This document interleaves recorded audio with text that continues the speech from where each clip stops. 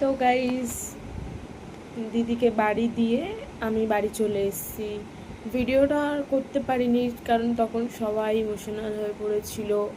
ও যখন চলে যাচ্ছে তো সেই সময় আমি আর ভিডিওটা করতে পারিনি।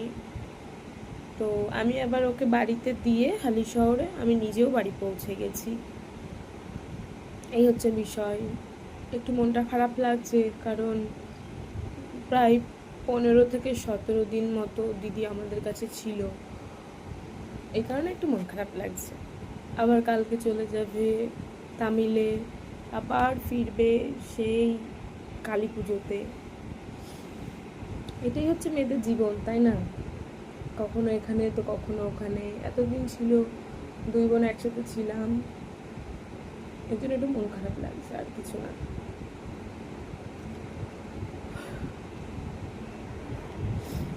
তো ঠিক আছে, চলো, তোমাদের সাথে আবার পরে কথা হবে।